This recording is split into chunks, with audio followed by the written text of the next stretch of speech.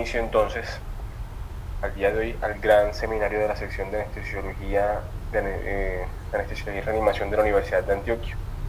Antes de empezar, quisiéramos hacer extensiva la invitación al Congreso de Anestesiología por motivo de los 70 años del servicio, cual se llevará a cabo entre el 29 y el 30 de septiembre del presente año.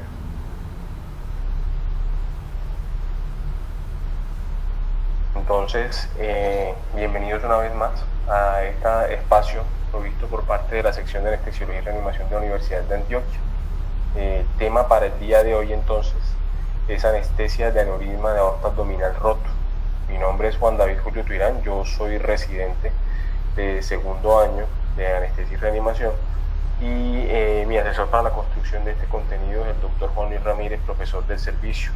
Quisiera hacer además un extensivo agradecimiento al servicio de cirugía vascular del Hospital Alma Mater, quien también contribuyó a la construcción de este contenido desde un punto de vista de los aspectos técnicos. Los objetivos que me he propuesto para esta charla entonces el día de hoy, como objetivo principal, me propongo mostrar una aproximación protocolizada al manejo anestésico del aneurisma de aorta abdominal roto. Como objetivos específicos, revisaremos por medio de acciones concretas desde anestesia cómo podríamos reducir entonces la mortalidad asociada a esta condición clínica y finalmente mostraremos un protocolo para la toma de decisiones respecto al manejo del paciente con aneurisma roto. El contenido propuesto para el día de hoy entonces trataremos inicialmente de hablar de algunos aspectos históricos, posteriormente hablaremos de las generalidades, seguidamente de algunas consideraciones previas al ingreso a quirófano, cómo debemos entonces prepararnos para ese paciente que va a ser ingresado a ese servicio de quirófano.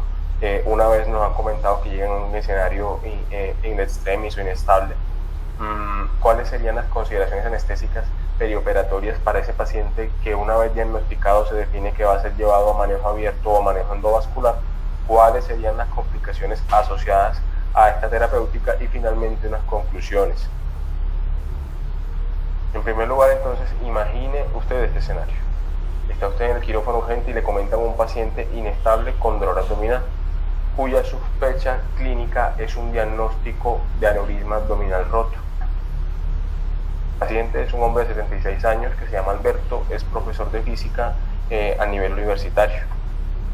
Entonces las preguntas que inmediatamente nos embargan es cómo podríamos desde la atención perioperatoria mejorar los desenlaces en una entidad clínica cuyo pronóstico es bastante ominoso.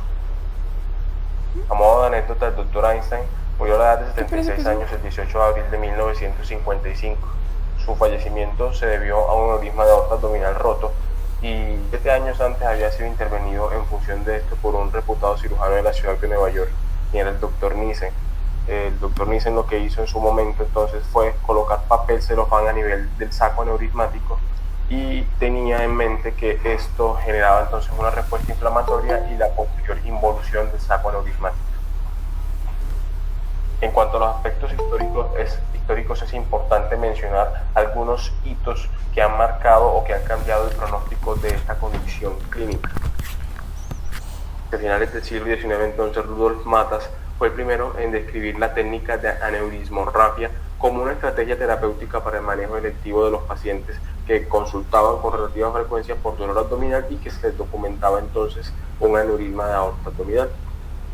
Alexis Carrel recibe en 1903 el premio Nobel por el perfeccionamiento de esta técnica quirúrgica en la rafia vascular de los aneurismas y de la cirugía vascular periférica. Hacia el año 1952, Dubos aplica la técnica de rafia y usa los injertos de Dacron como una estrategia terapéutica para hacer un reemplazo de ese saco aneurismático. Y hacia 1991, Parodi tiene el primer reporte de manejo endovascular exitoso con la colocación de un stent para el manejo de un aneurisma de aorta abdominal. Como consideraciones generales entonces, ¿qué tenemos? La ruptura de aórtica, si bien en su mayoría va a ser de origen traumática, hasta en un 70% de los casos, el 30% va a ser de origen no traumático. La causa más frecuente de ruptura no traumática entonces va a ser el aneurisma de aorta, cuya prevalencia en la población general es del 5,7%, y en la medida en que estos pacientes envejecen, esta frecuencia se va a hacer mucho más frecuente. Los aneurismas de aorta abdominal corresponden a 3/4 partes de todos los aneurismas, siendo el cuarto restante correspondiente a los aneurismas de aorta de tórax.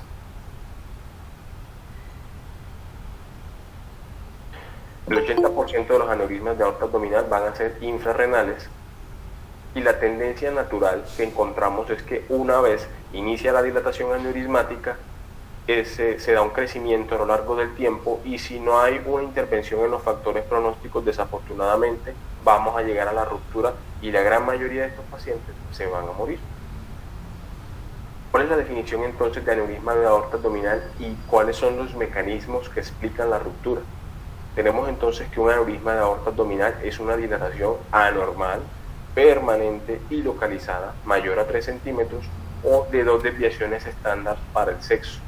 La segunda definición corresponde a un aumento del diámetro 1.5 veces el valor del diámetro proximal o a un aumento del 50% de la medida del vaso proximal.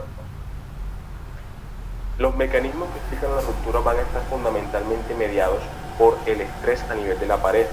Este estrés entonces va a ser directamente proporcional a los cambios de presión sobre esa pared y al aumento del radio, y van a ser inversamente proporcionales a la disminución del grosor de la pared, de modo que todas estas condiciones que representen cambios en estas variables van a favorecer entonces la ruptura mediada por estrés. ¿Qué pasa entonces cuando un aneurisma se rompe? Desafortunadamente, cerca del 90% de los pacientes van a fallecer. Un 50% de las muertes ocurren de forma extrahospitalaria, y de los que alcanzan a llegar al hospital, 50% mueren a pesar del manejo. Esto configura entonces una mortalidad hospitalaria cercana al 40%, y la mortalidad cuando se lleva una intervención por reparo abierto ha tenido cifras históricas cercanas hasta del 50%. Observamos entonces el comportamiento en el tiempo de la mortalidad a lo largo de los últimos 20 años. Vemos que hay una tendencia decremental sobre esta variable, y esto podría ser explicado fundamentalmente porque cada vez es menos frecuente el hábito del tabaquismo, se realizan cirugías selectivas y manejos endovasculares, hay un aumento de los centros de experiencia, cada vez se operan menos aneurismas de aorta abdominal roto porque los estudios de tamización y las intervenciones se realizan de forma oportuna dentro de la historia natural de la enfermedad, y la adherencia a factores de riesgo al manejo de factores de riesgo que favorecen la ruptura también ha implicado entonces que esta mortalidad disminuya. El manejo de la hipertensión y de la hiperlipidemia de forma óptima disminuye las tasas de mortalidad. En cuanto al espectro de la enfermedad, esto es importante porque es lo que va a marcar el pronóstico del desenlace de los pacientes.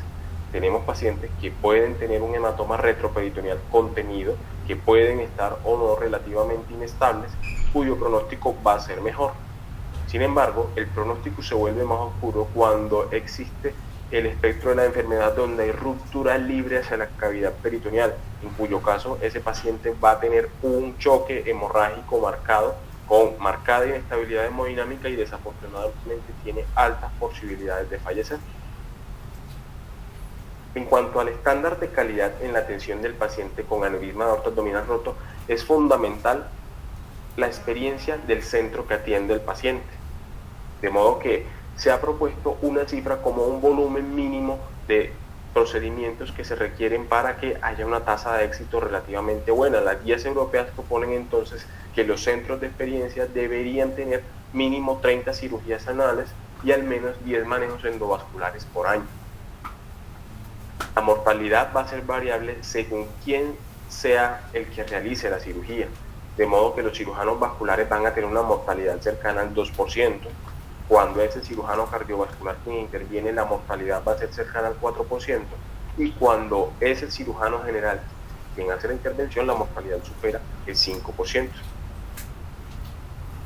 Esto es importante porque un manejo protocolizado disminuye la mortalidad. ¿Y a qué debe apuntar un manejo protocolizado? A que se movilicen todos los recursos para que la atención se haga de forma rápida y de forma eficiente. Es así entonces que, como existen algoritmos y manejos protocolizados para el infarto, para el ASB, para el trauma. Hacia esto deben apuntar nuestros servicios, hacia el establecimiento de un protocolo. Y esto tiene evidencia en la medida en que se ha documentado disminución de la mortalidad cuando la atención protocolizada se hace por un equipo interdisciplinario. La mortalidad acá disminuyó hasta un 18%. Y este estudio piloto entonces hizo seguimiento a su población una vez entonces se estableció ese protocolo. Antes del protocolo la mortalidad era cercana al 28% y una vez se estableció el protocolo de manejo, la mortalidad bajó hasta niveles del 5%. ¿Cuál es la experiencia en Colombia? Y estos son datos de la Fundación Cardioinfantil. Realmente los datos en Colombia son muy limitados en torno a la atención de los pacientes con aneurisma de aorta abdominal roto, pero esto recoge una experiencia bastante interesante. Fue una corte retrospectiva que recogió los pacientes desde el año 1994 hasta el año 2013.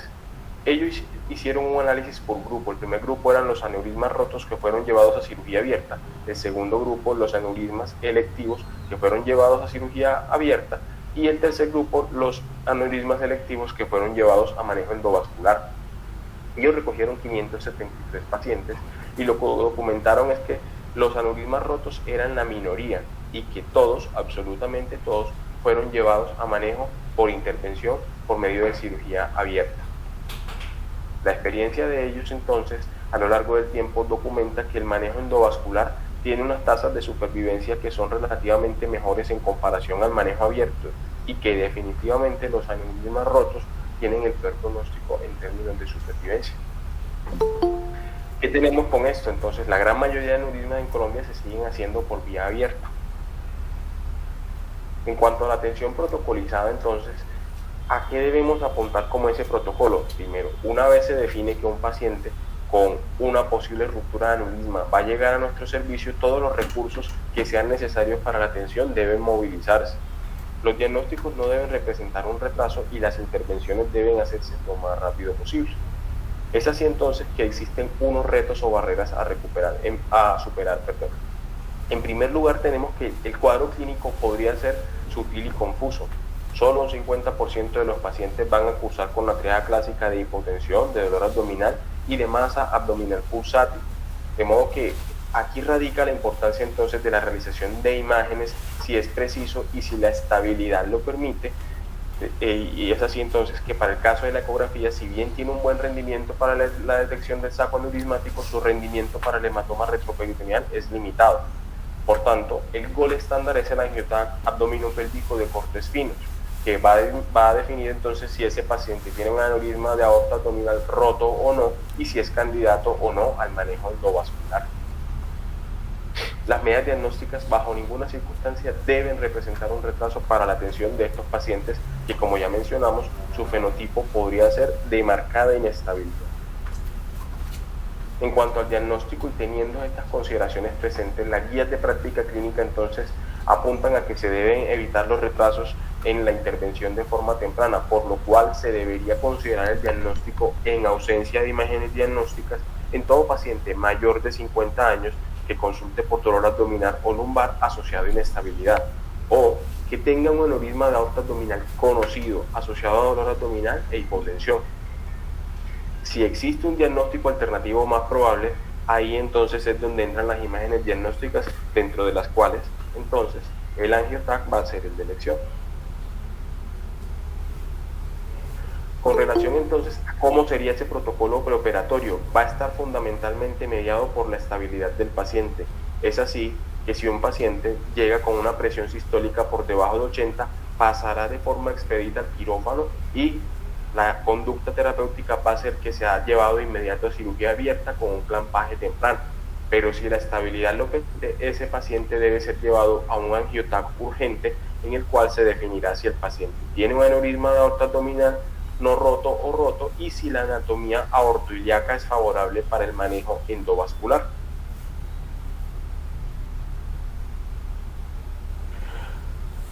Entonces, ya tenemos un paciente que es altamente probable que tenga un aneurisma o que hemos confirmado por medio de imágenes que tenga un aneurisma. ¿Cuál es la terapéutica de ese paciente? Esta terapéutica entonces va a estar dada principalmente por un manejo endovascular o por una cirugía abierta. El manejo endovascular entonces lo que garantiza es que el aneurisma se deja intacto, y lo que se hace entonces es la implantación de un stent en ese saco aneurismático, que lo que hace es derivar el flujo y quitar tensión sobre la pared del aneurisma. En el largo plazo se espera que este aneurisma tenga involución y servirá entonces como una estrategia, digamos, tendente hacia la curación.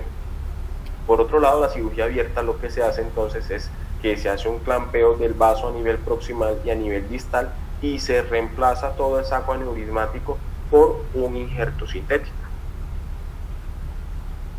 ¿Existe entonces alguna diferencia entre el manejo endovascular y la cirugía abierta en aneurisma de aorta?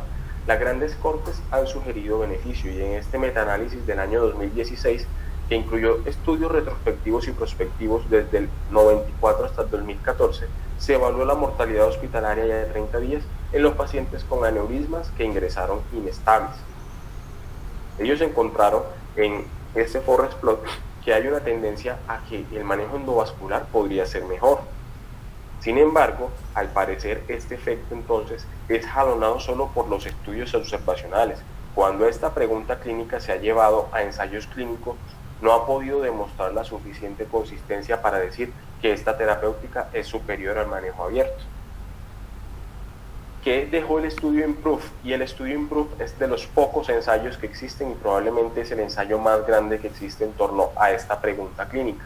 Lo traigo a colación primero porque es el estudio que mayor seguimiento hizo para el desenlace de mortalidad. Ellos hicieron una primera publicación con los desenlaces a un año.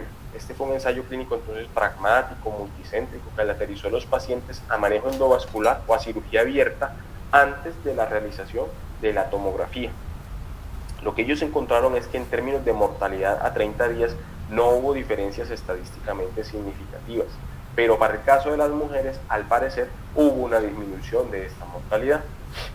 Como desenlaces secundarios, ellos querían evaluar los beneficios en términos de estancia, de transfusiones, costos y de calidad de vida, encontrando de forma estadística significativa beneficios para estos desenlaces. Posteriormente tienen una segunda publicación con el seguimiento de los pacientes a 3 años. Lo que ellos encontraron y querían evaluar era la mortalidad hacia ese plazo entre los 3 meses y los 3 años, y encontraron que había una disminución de la mortalidad estadísticamente significativa a favor del manejo endovascular. No encontraron diferencias en reintervenciones, que era uno de sus desenlaces primarios también, y como desenlaces secundarios encontraron beneficios como una menor estancia, menores costos y una mejor calidad de vida una vez los pacientes sobrevivían a dicha intervención. ¿Qué tenemos hasta acá entonces? Que al parecer el beneficio de mortalidad temprana del manejo endovascular es controvertido. Sin embargo, hay evidencia de que el beneficio de mortalidad en el corto y el mediano plazo podría estar en favor del manejo endovascular. Está claro que hay una menor estancia, y en cuanto a reintervenciones, el beneficio en términos de reintervenciones tempranas podría estar a favor, pero como desenlace global no hubo diferencias. Hay evidencia a favor de que la población femenina se beneficia de manejo endovascular de forma temprana porque disminuyó la mortalidad, y hay evidencia a favor de que el manejo endovascular, al ser menos mórbido, tiene menores transfusiones y menores complicaciones tempranas. ¿Qué dicen las guías en torno a esto? Entonces, la guía NICE propone que el manejo endovascular se proponga a todo paciente mayor de 76 años y a mujeres de cualquier edad con una anatomía favorable. Los hombres menores a 70 años y donde el manejo endovascular sea no factible deben ser llevados a cirugía abierta. La guía europea propone que el manejo endovascular se debería realizar siempre que sea anatómicamente factible e idealmente bajo anestesia local. Esta fue una de las observaciones también del estudio IMPROVE. Y siempre que el manejo endovascular sea no factible, pues el paciente será candidato a cirugía abierta. Las guías de la AJA hablan en una misma línea también de que idealmente a todos los pacientes, en función de la estabilidad, se les debería realizar angiotac, que deben ser llevados a manejo endovascular bajo anestesia local y que el acceso sea percutáneo. En todo escenario donde el manejo endovascular sea no factible, entonces el paciente debe ser llevado a cirugía abierta. Proponen como un estándar de calidad un tiempo de 90 minutos entre el primer contacto médico y el inicio de la cirugía del paciente. Sin embargo, este estándar persigue no que el paciente se muera menos, sino que tengamos una mayor adherencia y que se haga de forma expedita. La experiencia de otros escenarios de atención protocolizada nos ha permitido entender que cuando se establece una meta, a alcanzar, esa meta realmente es alcanzable, y eso se ha documentado en escenarios como el infarto y el ACV. Ahora hablemos de las consideraciones anestésicas generales para este paciente que llega entonces al quirófano, que podría llegar eventualmente inestable, y la pregunta que nos embarga entonces es cómo debemos estar preparados para este escenario. Tenemos entonces unas consideraciones preoperatorias importantes.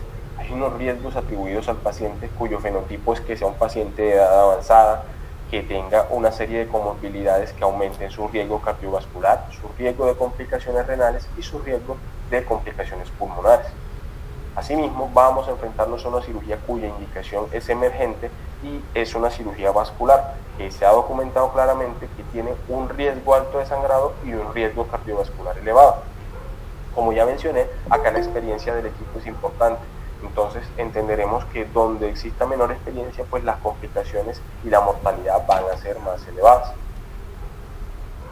Como elementos fundamentales entonces, antes de llevar al paciente a cirugía o hemodinamia, debemos contar entonces con un acceso venoso garantizado, con un cirujano y equipo listo en quirófano, con la monitoría esencial y básica funcional, y con una evaluación muy rápida del paciente. No pretendo pues ser una evaluación exhaustiva de las condiciones del paciente ni una valoración anestésica como tal, pero es importante entonces que tengamos acá todo el enfoque primario del ABCDE que hemos aprendido del trauma y del paciente crítico, con especial consideración a que este es un paciente con riesgo de broncoaspiración, a que puede llegar en una franca falla ventilatoria, y debemos garantizar entonces una fracción inspirada cercana al 100%.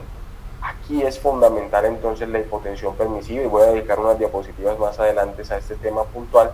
Los pacientes que llegan con deterioro del Glasgow van a tener un pronóstico que realmente es ominoso, y debemos iniciar un manejo activo de la temperatura desde que recibimos al paciente hasta que el cirujano termina la cirugía.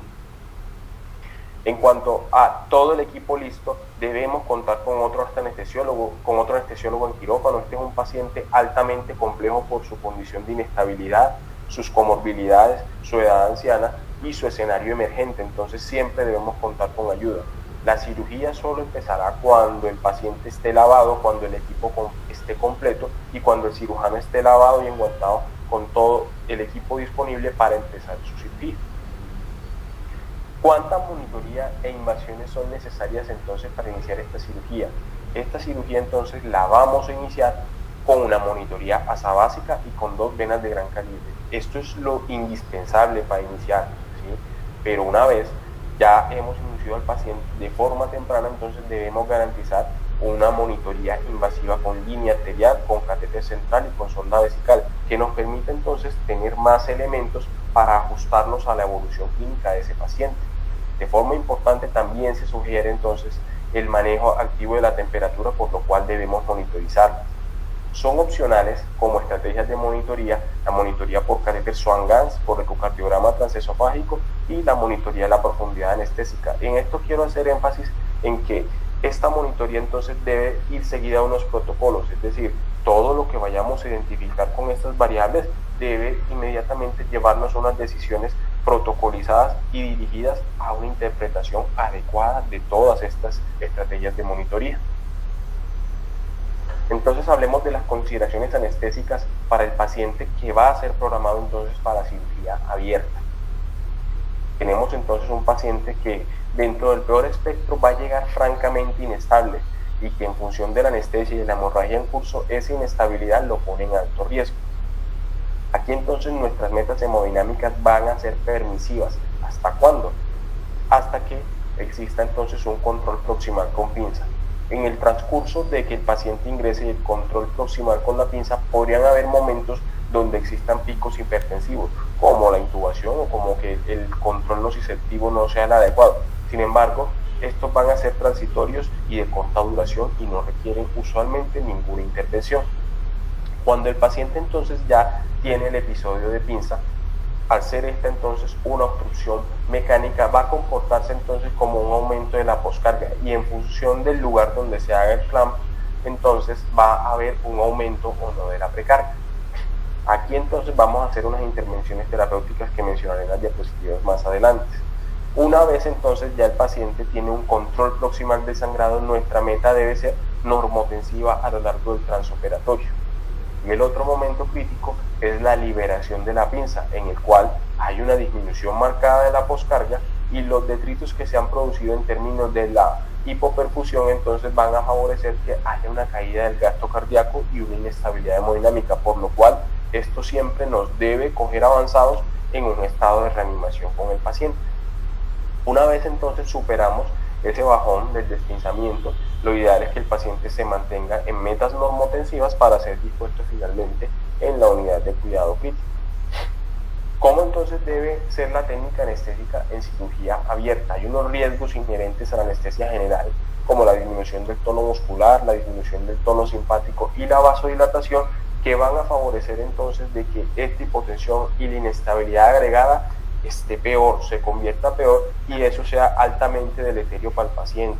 Por tanto, esto entonces nos debe coger lo suficientemente preparados para enfrentar ese bajón de presión que va a tener el paciente, de modo que nuestra secuencia rápida de intubación para este paciente emergente debe ser lo más cardioestable posible.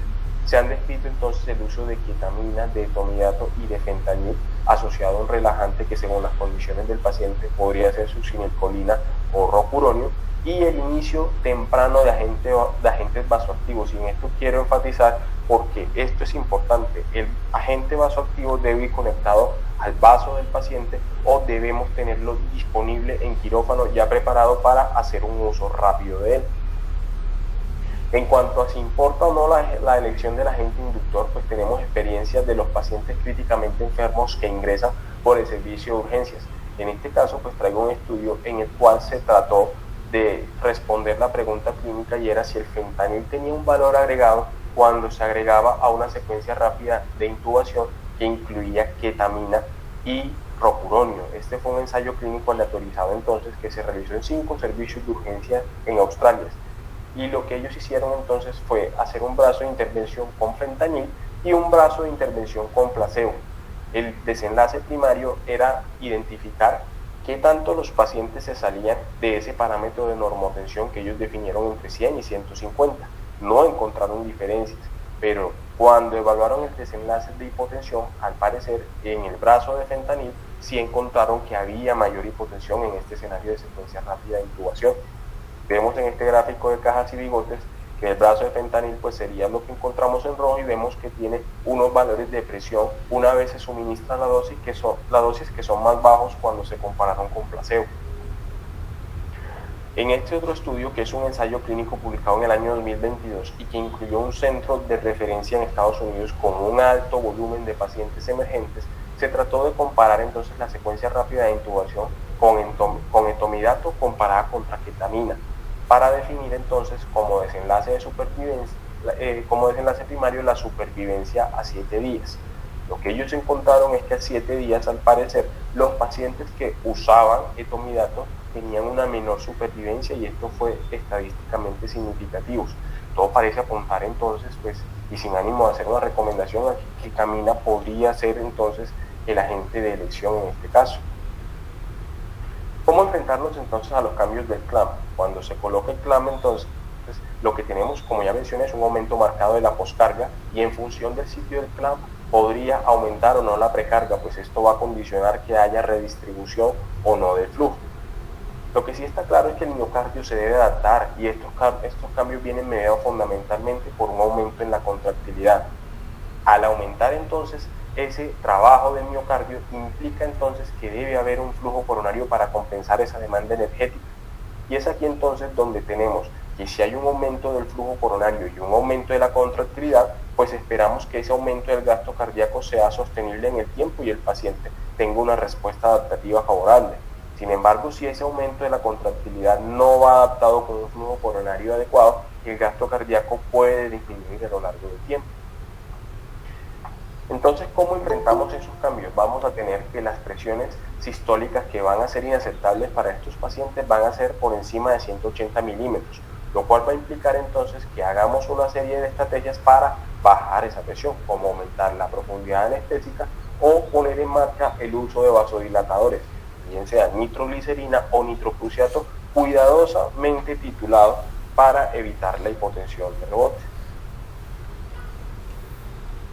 Con relación entonces al manejo de los líquidos en este paciente, cuyo modelo de choque es un modelo de choque hemorrágico puntualmente, va a ser que inicialmente, como mencioné, se hace una reanimación hipotensiva, siguiendo los principios de que debemos restringir el aporte de líquidos, se debe favorecer el suministro temprano de hemoderivados y se debe apuntar al suministro temprano de agentes vasoactivos.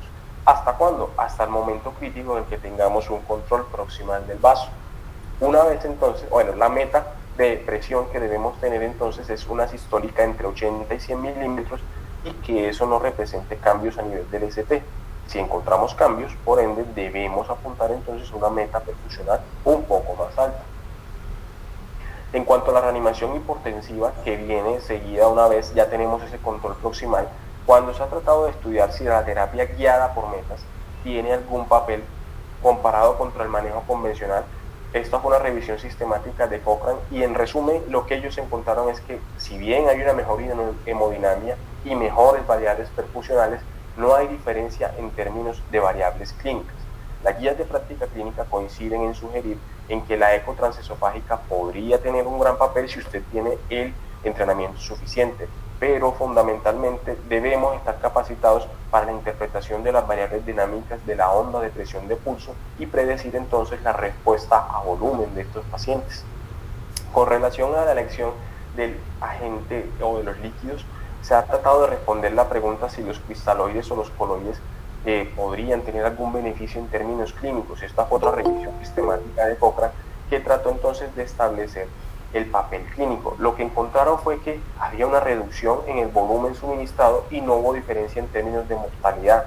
No hay evidencia para las complicaciones las combinaciones que con relativa frecuencia tendemos a usar. Lo que sí está claro es que representa unos mayores costos.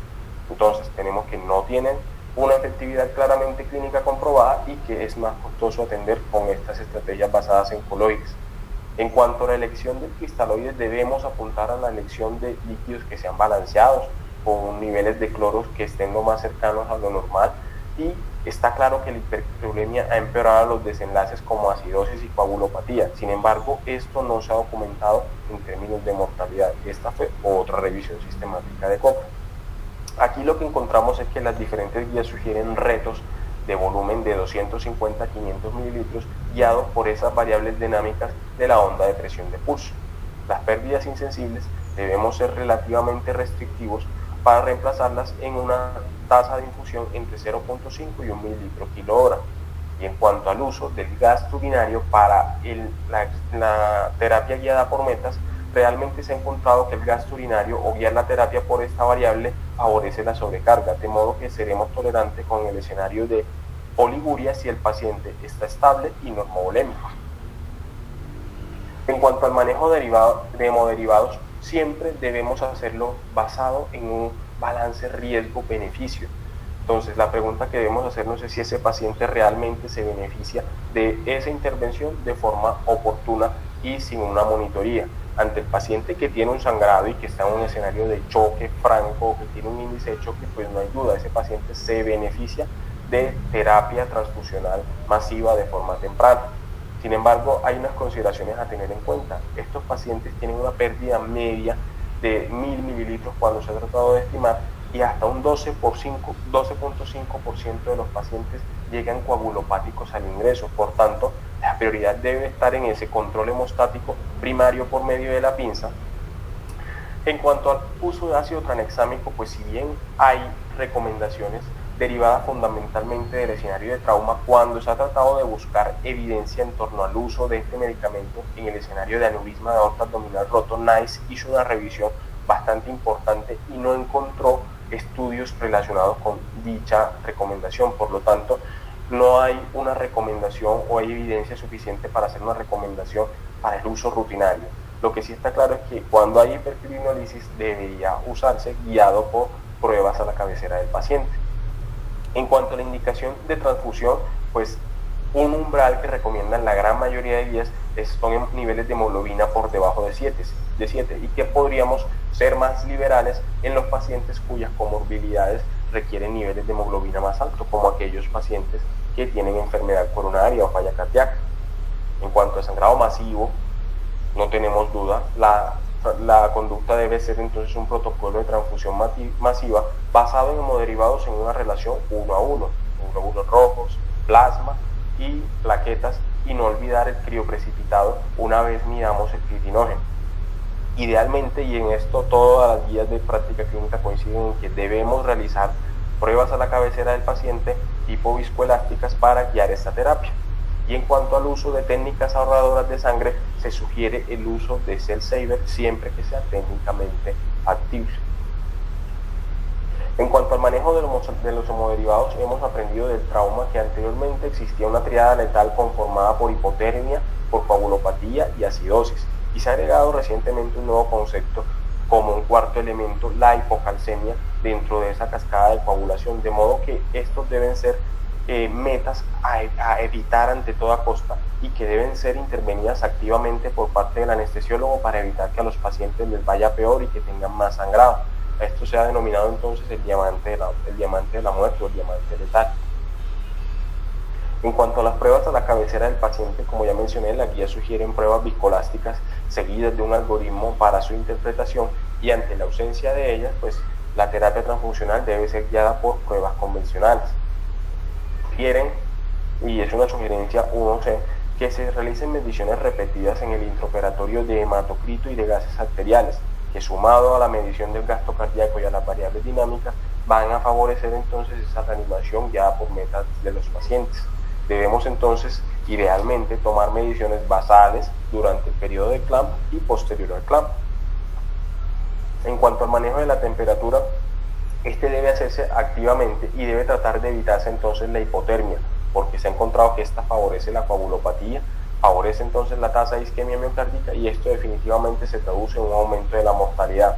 Aquí desafortunadamente seguimos con las mismas estrategias que usamos para el paciente quirúrgico convencional, como el calor forzado, la manta térmica y los dispositivos de calentamiento de líquidos. Realmente no hay una estrategia que se haya tratado de impactar este escenario puntualmente, y sobre todo que tenemos un paciente que está coagulopático con alto recambio de líquidos. Entonces tal vez los estudios aquí sí están en deudas en cuanto a este manejo activo de la temperatura. En cuanto al manejo del despinzamiento, una vez ya se ha hecho entonces ese injerto con el material sintético, ya el cirujano va a hacer el despinzamiento. Aquí quiero enfatizar la importancia que debe tener entonces la comunicación con el cirujano, que nos avise oportunamente cuándo va a ser el despinzamiento, porque dentro de la fisiopatología entonces todos estos productos de la isquemia van a llevar a un aumento de la capacitancia venosa, cuyo comportamiento va a ser fundamentalmente una hipovolemia central. Asimismo, todos estos productos de isquemia van a llevar una vasodilatación marcada, a una salida del líquido intravascular hacia el intersticio, y todos estos productos también van a llevar a cardioplegía, aumento de la resistencia pulmonar y a la aparición de arritmia. De modo entonces que encontraremos que los pacientes van a tener disminución del retorno venoso y del gasto cardíaco, explicado por toda esa repercusión. ¿Cómo debemos entonces prepararnos? Esta hipotensión esperamos entonces que sea más profunda cuando el clamp es supracelíaco o yuxtarrenal. Debemos entonces tener como en mente esta especie de lista de chequeo, es decir, que el paciente tenga una adecuada volemia, que tenga unas hemoglobinas en metas, que el vasopresor esté en curso, envasado, conectado a la vena del paciente y funcionando, y que pensamiento escalonado. Esto es importante porque si se hace de forma súbitamente, esta respuesta va a ser mucho más marcada. Debemos adaptarnos una vez, en función de ese aumento del CO2 esperado por esa reperfusión, los parámetros ventilatorios para atenuar esa respuesta. Adicionalmente, si ocurre entonces la aparición de arritmias, el calcio y el bicarbonato podrían servir como estrategias mitigadoras para estabilizar esa membrana del miocardio. En cuanto al manejo refractario, definitivamente, y esta probablemente sea la intervención más importante, vemos que el paciente se nos está quedando, que está muy inestable. Lo que podríamos pedirle al cirujano es que aplique nuevamente entonces la pinza para tratar de compensar nuevamente ese paciente y hacer entonces seguidamente una pinza aún más titular, un despinzamiento aún más titular. Con relación al manejo de la anticoagulación, entonces esta revisión sistemática de Cochrane no encontró estudios de calidad. Lo que sí está claro es que cerca del 80% de las cirugías electivas y el escenario urgente usaron heparina. ¿Con qué objetivo? Con el objetivo entonces de prevenir la trombosis distal al sitio del CRAM, y en teoría hay un beneficio en que disminuir la lesión miocárdica perioperatoria. La monitoría usualmente se hace con el ACT, la cual en este contexto va a estar limitada porque hay unos factores confusores como la hipotermia, como el alto recambio de líquidos, como toda la terapia transfusional que le hemos puesto a ese paciente. Entonces, idealmente esto debería darse con test viscoelásticos que usen o no un set con isiniaparinasa. La dosis usual que usan son 100 unidades por kilo y la meta va entre 250 y 300 segundos para garantizar la anticoagulación durante la cirugía. La reversión entonces debe hacerse idealmente guiada por ACT o por pruebas viscoelásticas y va a variar la dosis en función de la protamina. No olvidar que la protamina debe hacerse con suministro con especial cuidado por las complicaciones en términos de anafilaxia y de aumento de la presión pulmonar. En cuanto a la ventilación o estrategias ventilatorias, básicamente esta es una ventilación fundamentalmente protectora. Este es un modelo quirúrgico que se ha encontrado como que aumenta el riesgo de complicaciones pulmonares, y la propuesta de parámetros no es nada diferente a lo que usualmente conocemos como una ventilación protectora. Aquí con énfasis en que debemos entonces adaptarnos a ese aumento del CO2 para tratar de compensar esa acidosis derivada de la reperfusión. Es preciso entonces que se guíe esa terapia ventilatoria, idealmente guiada por variables gasimétricas. En cuanto a la analgesia, existen varios retos. Si bien la gran mayoría de estos pacientes van a ir a cuidado intensivo, no debe ser un dato menor, toda vez que, primero, estos pacientes tienen un fenotipo que son ancianos, que son comórbidos, usuarios de polifarmacia con relativa frecuencia y están coagulopáticos en el escenario de un choque hemorrágico. Por tanto, la epidural, que usualmente es el gol estándar en el manejo electivo, pues no va a ser de elección en este escenario, y la analgesia se debe basar en un esquema multimodal, en AINES o acetaminofén, ajustados a la función de cada uno de los órganos que tenga el paciente. Se describe el papel de las infusiones analgésicas, toda vez que este es un modelo de cirugía abdominal básicamente, y los bloqueos interfaciales en el escenario de coagulopatía o de anticoagulación no están contraindicados, como el erector de la espina o el bloqueo del plano del transverso. Idealmente la analgesia debería ser libre de opioides, toda vez que esperamos que estos pacientes tengan una recuperación acelerada y de forma temprana. Finalmente, como consideraciones anestésicas para el manejo endovascular, voy a dedicar 2 diapositivas. No es lo más frecuente en nuestro medio, y cuando le pregunté pues a los cirujanos por qué no se hacía con relativa frecuencia, acá realmente son muy pocos los servicios en la ciudad que tienen una disponibilidad del stock con todos los stents disponibles para hacer este manejo endovascular de forma emergente. Si bien hay experiencia en algunos sitios de la ciudad, no es lo más frecuente. Pero entonces, ¿qué tenemos acá? Está claro que los pacientes, se ha documentado que cuando se llevan a manejo endovascular con anestesia local, tienen una mortalidad. Y esto principalmente porque hay una conservación del tono muscular, hay una conservación del tono simpático, se evita la intubación, pero tiene como desventaja que existe movimiento durante los momentos críticos, y algunos cirujanos o radiólogos intervencionistas no lo prefieren porque el paciente podría moverse en dichos momentos. Se va a preferir la anestesia general cuando de entrada sepamos que va a ser un procedimiento que es relativamente largo, y cuando el paciente entonces ya tenga algunos asomos de que va a ser difícil su comportamiento en el intraoperatorio, pacientes agitados o con dolor mal controlado, o que se requiera entonces el uso de ecografía transesofágica. Esto nos permite entonces tener un entorno más controlado en torno a las variables ventilatorias y hemodinámicas del paciente. Siempre entonces es fundamental tener en cuenta el equipo quirúrgico y las preferencias del paciente, y hay que estar siempre preparados para la conversión de anestesia local a anestesia general. Lo que se hace entonces es que se avanza por un abordaje iliofemoral, un balón hacia proximal, el cual solo se inflará si el paciente está francamente inestable. Si el paciente está estable, pues este balón no se infla. Se sugiere entonces que los tiempos de balón no sean mayores a 30 minutos, y las complicaciones usualmente vienen dadas cuando este tiempo es mayor a 30 minutos y en el sitio de inserción. Es ese típico paciente que ya tiene un control proximal y que a pesar de ese control proximal persiste inestable, que cuando levantamos los campos es el sangrado a nivel de ese sitio de inserción lo que está explicando ese estado de choque. En cuanto a complicaciones, tenemos la endofuga tipo 1, que sería la real urgencia dentro de las endofugas, Primero, porque es una fuga de alta presión y segundo, porque requiere una intervención inmediata. Usualmente se hace en el mismo tiempo quirúrgico y lo que se hace es que se avanza un stent con baloneo tanto proximal como distal. En cuanto a la lesión arterial, ocurre hasta en el 3% de los pacientes con manejo endovascular y ocurre usualmente en el sitio de acceso. Frecuentemente pasa inadvertida, entonces esto requiere un alto índice de sospecha. En cuanto al síndrome compartimental abdominal, los factores de riesgo son todos los que están presentes en esta cirugía: alto recambio de líquidos, alto sangrado y la isquemia la lesión por repercusión. Entonces, usualmente en nuestro medio lo que se toma es una decisión conjunta de dejar laparostomizado al paciente, que vaya a UCI y en 48 horas se define el cierre oportuno, siempre con monitoría de la presión intravesical. La isquemia espinal es poco frecuente que ocurra en el escenario de un aneurisma de aorta abdominal, pero podría ocurrir hasta en el 0.21% de los manejos endovasculares. Entre mayor sea el tiempo y mayor la manipulación quirúrgica, más factores de riesgo va a tener el paciente, y desde el punto de vista de anestesia podríamos disminuir ese riesgo, garantizando entonces que una vez exista el control proximal, la hemodinamia esté muy cercana a la normotensión.